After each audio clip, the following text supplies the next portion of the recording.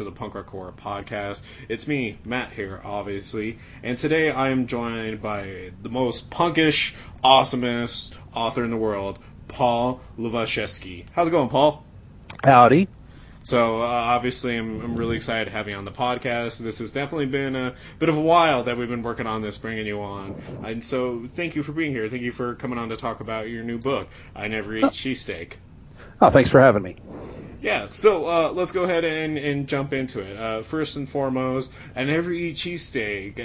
The definite eye-catcher of a title, a definite eye-catcher of a cover, and just diving into this book, definitely got myself lost within reading it. Can you tell all the ghouls and gals what it's about and what inspired you to write this book? Well, first and foremost, it's kind of an homage to my hometown. I'm from Philly. And while I don't live there anymore because I discovered over time that I just don't like cities, just like writing a horror comedy novel is like it seemed like the very first thing I'd had to be there, and I had to like actually just kind of do a loving portrait of it. And it's basically it's about the loser in everybody. Like we all kind of, especially in our 20s, it seems early 20s. We kind of drift around and we don't know what the hell we're going to be doing with our lives. And in this case, the main character, Al, is exactly like that until he accidentally stumbles into, vampire killing. Way to tell it direct. And I think that, obviously, since you are the author, you know how to sum this up perfectly. Because you did it way better at that than I would have. And actually, matter of fact, when I tried telling people about this book, I think I butchered what it's about more than anything. So that makes far more sense. I do. Well, I mean, I actually felt that way. Like, in my early 20s, it's like you've kind of like you've had like I had been in bands and everything, and it was like now I was like starting to get to work, but like what do I even want to do?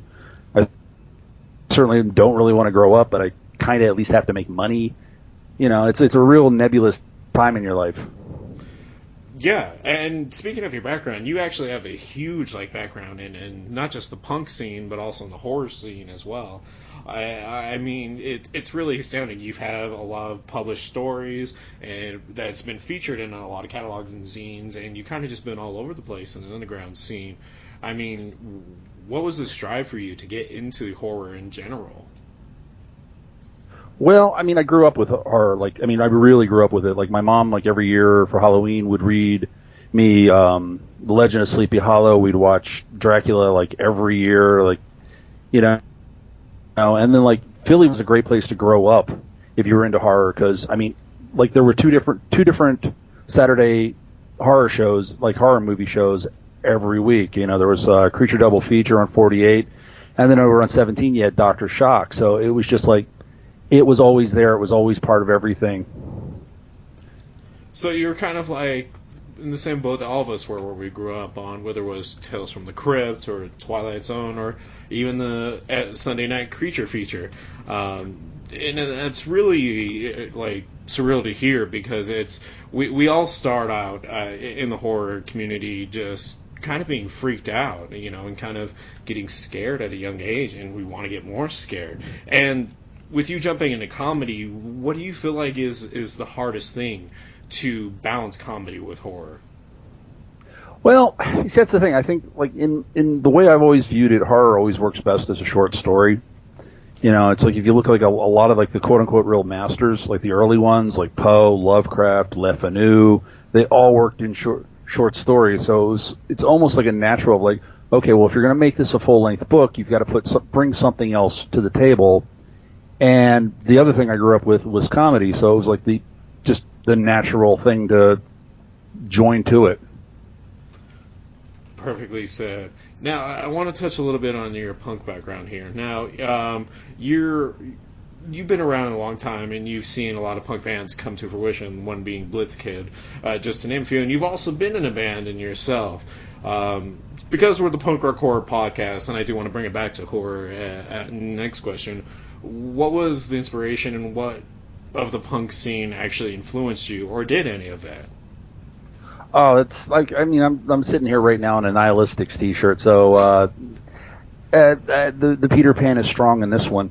But when I was young, music sucked. I mean, it was still the 70s, and Top 40 was abysmal. And, you know, it's funny because people keep trying to bring back 70s music, and I'm like, no, you don't know what it was like when it was actually happening. Knock that crap off now. And then, like, I saw the Ramones, on all places, the Sha-Na Na variety show, and I was just like, holy crap, there's decent music on Earth. You know, it's not all Dan Fogelberg and Styx, for God's sakes. Something good is being made out there. And then, like, just by luck, one of the local AOR stations, WYSP, they started playing, like, Talking Heads. They played The Clash, and it was just, you know, for me, it was just like, oh my God, thank you. Thank you that there is something being made out there that is in arena rock or prog rock or disco or just all of the unmitigated crap that it came out of the 70s, or even worse, folk rock. If I never hear Dan Fogelberg again as long as I live, it will be way too soon.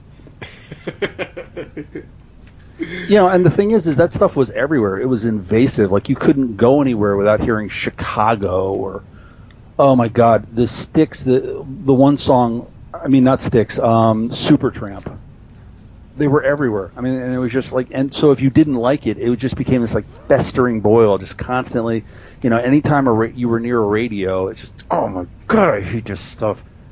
And then, like, you know, you hit punk, and then it was just like, you know, because I like, my mom's boyfriend had, like, played like early rock and roll all the time. Like, was his record collection. And they just weren't making that. And then suddenly you hear the Ramones, and it's like, wait, somebody is. Somebody actually knows 4/4 time rock and roll. Let's go. Let's play fast. Let's play hard. And if we don't play perfectly, at least our heart is actually in this. You know, I think you hit it right on there. I mean, it's same thing with disco, same thing with folk rock. You know, if we have to listen to any more of it, it'd be too soon.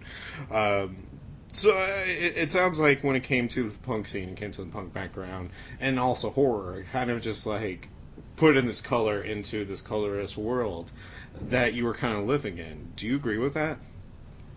That's not far off. I mean, you know, that's actually one thing I will say about most things that are really popular. If they're really, really looked at carefully, they're really bland. They're made to make the most passive viewer or listener or reader happy, but they're not fun. They don't hit any real notes in your actual soul. They're pablum to be digested without flavor. I couldn't have said it any better myself. I definitely agree with that. Well, so coming back to your book, coming back to, you know, I never eat cheesesteak. We're following Al, who's going on, and he's fighting these vampires and their horrible fashion sense. And he's also kind of dealing with, you know, this woman in his life who should dump him, more or less. Was this a specific part of the story you really wanted to focus on, or why was this an element you wanted to bring into it? Well, I mean, actually, I think that's another thing I think we all go through at some point. We're dating somebody that we have no business being with. We know it. We're out of our league. We're fighting above our weight class, and we know it. And it's like, you know, I think one of the concepts in the book is, you know, they can actually like us despite ourselves. You know, because we were all like, you know, as guys especially, like, you know, if you're dating somebody that you don't really think that you have like any business with, you just spend a lot of time thinking, oh my God, any day she's going to come to her senses. And it never dawns on us that they like us too. And so it's kind of like looking yourself in the mirror of being someone who you don't feel too confident in yourself, and you're kind of just wondering why this person is still with you. Is that correct? Yeah, I mean, if you look at, like, you know, like his dating experience in LA, like, you know, it just reinforces, you know, that Angie should have never, that like his girlfriend should have never been with him, like she was like way out of his league, and it just reinforces that. And then he comes home and she actually missed him. and I think what I love about that is that it definitely like brings a nice humanity into the story. It's the whole cliche of perfect drama and perfect tragedy, so on and so forth, in theater. And seeing this girl who does love Al and does have feelings for him, and see him still kind of look at their relationship and be like, why isn't she dumping me? I think we have all been there. We have all been to that point where we've been around someone who is perfect in our eyes, but too perfect for ourselves. And I don't think there's enough stories like that. So I'm going to give you a nod and give some credit to you for putting this in the story. Bravo. Thanks. I really wanted the people in the book to be people. It's like, I think a lot of times as an author you get too caught up in your ideas and you forget to put actual people in there. Right. Go ahead. I think that like short stories are fine for that because you don't have really time to overdevelop a character anyway. So you can get to your point, do what you're going to do, and get out. You got, say, 3,000 to 10,000 words. You're never going to really overdevelop your character, so you don't have to worry about so much about like putting people in there. So you can just let your ideas go. But I think if you're going to do a book, you really need to have like actual inhabitants in there instead of just, here are the pieces that I move around to my new ideas. Well, and I guess to expand on what you're saying too, it does seem like with a lot of books, more often than not, we're getting characters that are kind of described in a hero sense. So more of with a fantastical feel to them of someone we want to be. See, that's the thing. I didn't want Al to be a superhero. I just wanted him to be like a normal guy that you might know or might even feel that you are, just kind of stumbling through life. Because to a degree, I think we all are just stumbling through life. Whether we have great adventures or not, a lot of times we just feel like we're just being buffeted around through life, and I wanted the character to feel that way.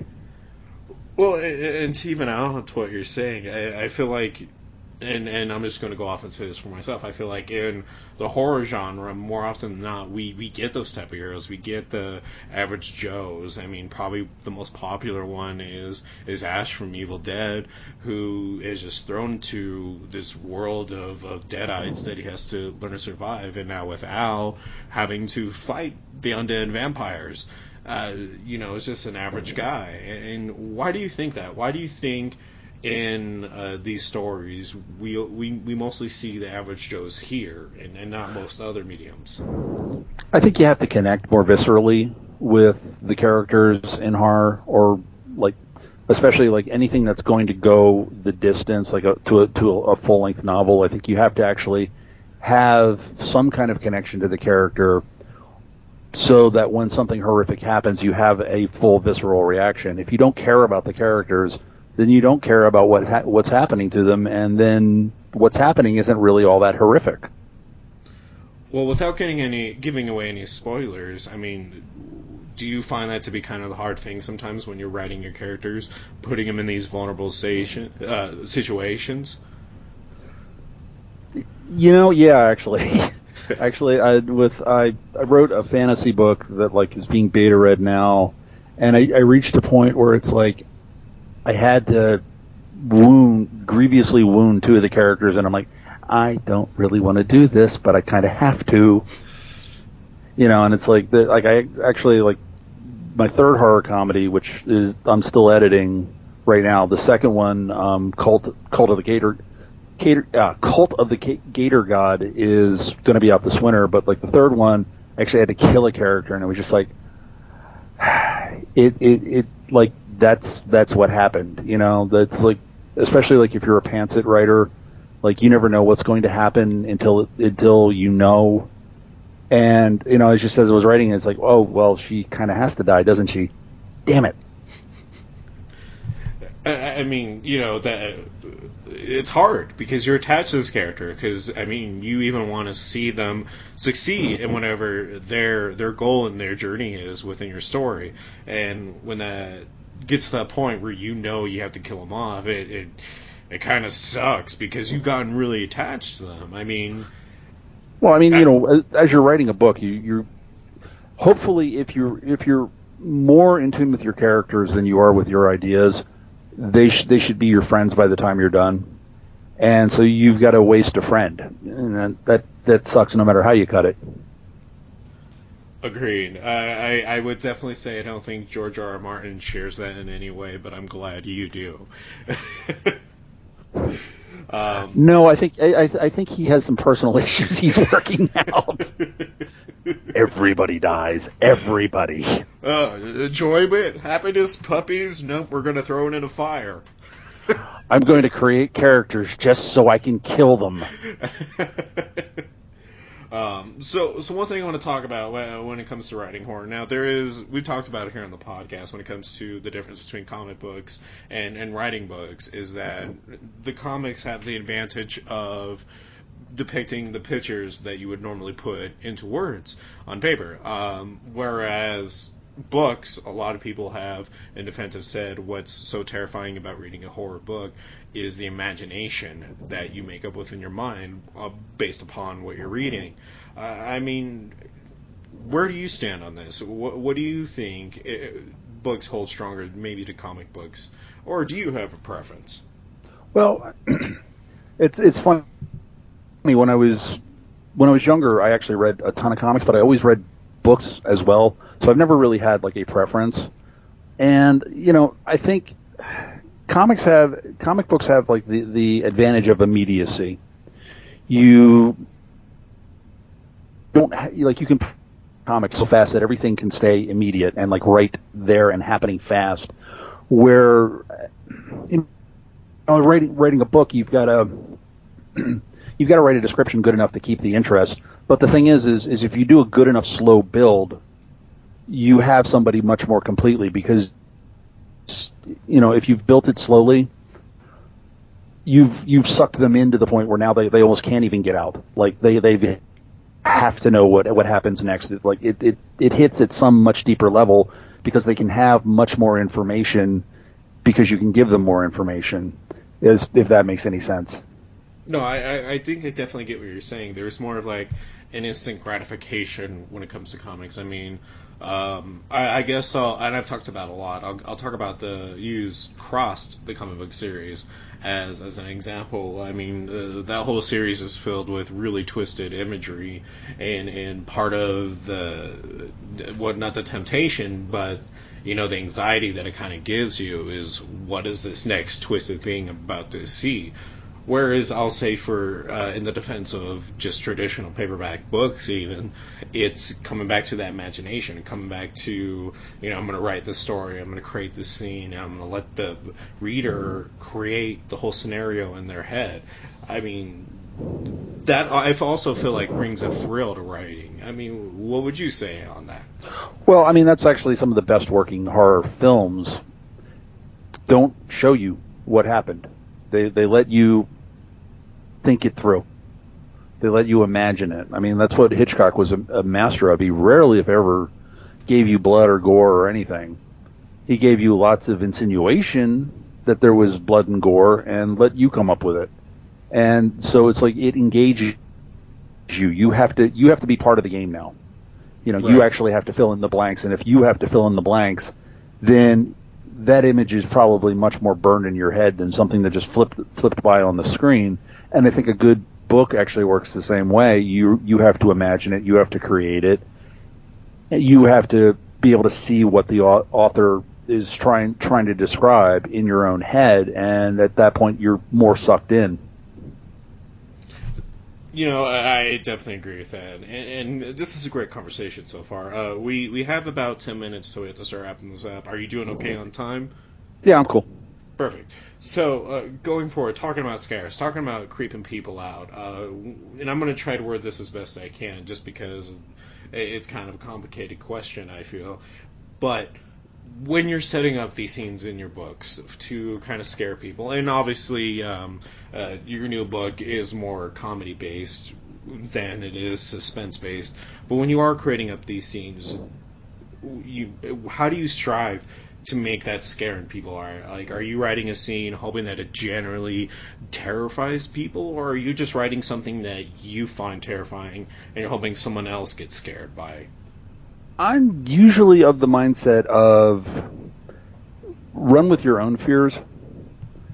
Find something that you find frightening, and I'm also generally of the idea of do a slow burn. And even if you want to put like a big scare at the end of it, build it slow, because that way, before anyone even realizes it, they're already tense. Like they can feel something's coming, and then you hit them with whatever you're going to hit them with. But yeah, no, I generally, I'm not like trying to just. I'm not generally going for gross outs or, I guess. Like I can write splatter, but like I generally avoid it if I can. I'd much rather get into somebody's head and let them dwell on it for days than, ooh, that was scary, and then put it down. Right. Okay. So I asked this question because I just have seen before in a lot of other books where it definitely comes off that they're trying to scare their reader as more just put in what they find terrifying. Well, I mean, you see that with film. I mean, like the over-reliance on the jump scare. Right. It's like a lot of films it's jump scare after jump scare after jump scare, and while they might get you to jump, the film doesn't bother you later. Nothing gets in your head. There's nothing has actually gotten into your psyche about the film. Where a film like Henry Portrait of a Serial Killer, really short on jump scares, but my God, that film will leave you creeped out. Yeah, I generally get what you're talking about in this instance. I do understand your example. I mean, that makes sense. I guess I never really related it to a jump scare where that is done purposely to make people get scared. I don't know. I don't know if you'd agree with this statement, but I think that's a little more cred to the books in this instance, where it's, again, coming back to creating the scenarios so you can adapt the fear yourself. It's kind of nice when doesn't feel like it's being forced, right? Well, yeah, I mean, that's the thing. If you're going for a scare that's just like a cheap scare, you're kind of just jamming it on someone. Where at least this is my feeling, and it's like if you build it and you build the scene right, then and then you put like real fears into it. Like a book that actually, again, is also supposed to be horror comedy, but he put one scene in there that just is creepy, and I have to assume he's kind of claustrophobic himself because he does it really well. Is right in the middle of a horror store by Grady Hendrix. He puts this really, really claustrophobic scene in there, and it is amazingly effective because he's taking a legitimate fear, like a legitimate worry that you have, and he's just building it and building it and building it, and finally you find yourself just like going, argh! You get caught in it. You kind of that web of suspense, it sounds like. Oh yeah, no, he like the feeling of he must have experienced claustrophobia because he understands how it starts with, okay, I'm fine. No, this is no problem. And then it just kind of grows and grows and grows until the person is just freaking out to the point of snapping, in which case you, the reader, is also pretty tense themselves. And I thought that was masterfully done. I think like a really good scare has got to have some basis in your own fears, or in fears that you understand at least. I think if you're just going for like really big, broad, well, this should be scary, but you don't actually feel it yourself, I think you probably end up falling on your face with it. I agree. I could definitely agree with that statement for sure.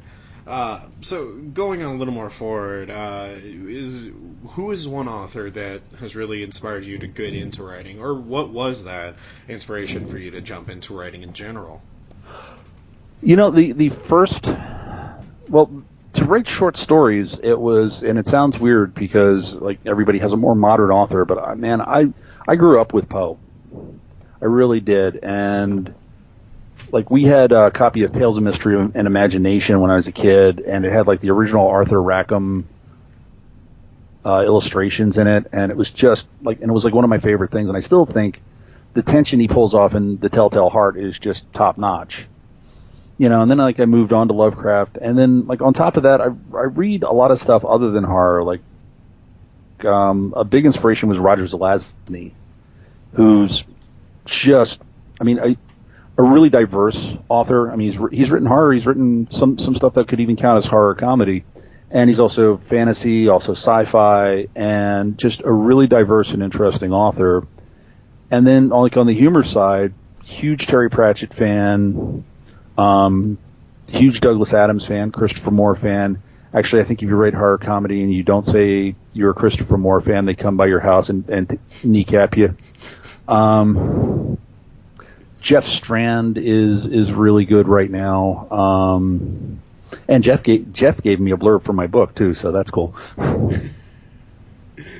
That sounds like some definite bragging rights right there.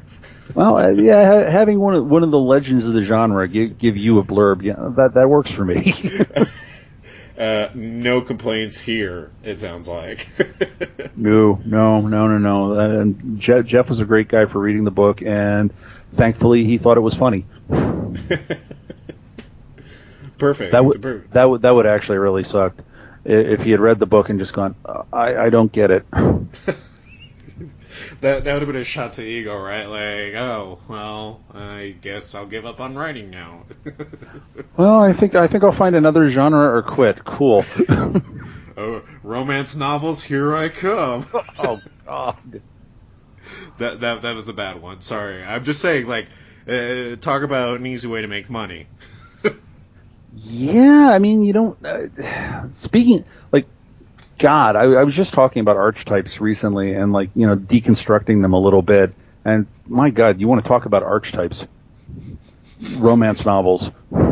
There's a very direct blueprint for those stories to go, and they never stray from that. That's for sure.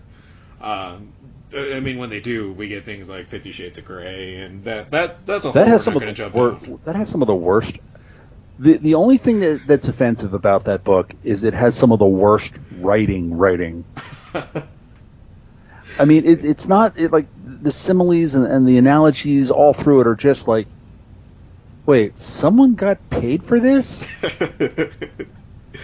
I guess it's what they say, right? Sex sales, and that's a perfect example of it. But dear Lord, no! I've read some of the lines out of that book. Actually, I think there's an entire page of like the worst lines from 50 Shades of Grey. And as an author, you just find yourself just staring at it because somebody got paid a lot of money. I mean, a lot of money. Wow. I've written some tripe over the years, and I know tripe, and that's worse than mine. Oh man, Paul, I love your input on that one, and I think all of our listeners do too.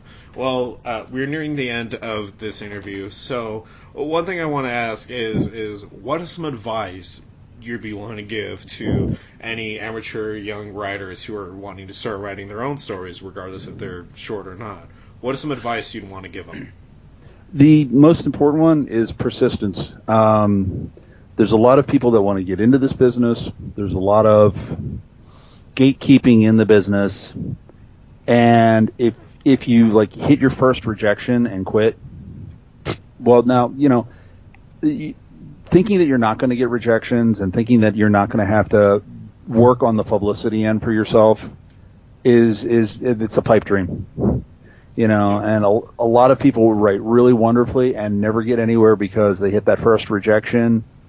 And they're just like, oh, wow, I guess I suck, and they quit. No, it's like there's so many things that could go into having a story rejected. It just could be a bad fit for the magazine. Also, like, welcome to the world of automatic kickouts. Yeah. Which, like, I mean, a lot of people, if you don't know the business, you don't know that a lot of magazines have auto kickouts, man. They'll toss your story unread. But like you got to keep persisting. You got to keep knocking on the doors. You got to keep hammering at it. And eventually, if you actually have talent, eventually it'll win out, and you'll start getting where you want to go. But if you quit at the first hurdle, you quit. There you go, ghouls and gals, straight from the mouth of Paul. Some very wise words. When it comes to writing, do not give up and do not stop just because someone suggests to you to stop. Well, Paul, this has been an amazing interview. Time has flied by. I've had a blast talking to you and getting to know you. Is there any remaining words you want to say to everyone before heading out? I mean, other than the obvious, please God, buy my book. I have children. Of course. And if you want to check out Paul and you want to check out his book, you can definitely go on to Amazon right now. And I just lost the link for it. I do apologize. Well, where can everyone go get your book, Paul? Okay, on Goodreads, you can find I Never Eat Cheesesteak there, and that actually will pretty much cover all your links because it's on IndieBound, Books A Million, Barnes & Noble, Amazon, and you can pretty much get most of those links straight off of Goodreads. And where should everyone follow you, Paul? I'm on Twitter by Paul Lubaczewski, and I'm also on Facebook at Paul Lubaczewski / Paul J. Earlson, author. Perfect. Well, again, Paul, thank you so much for coming on the podcast. Thank you for talking about horror with me. And with that being said, ghouls and gals, we'll talk to you later. Podcast over.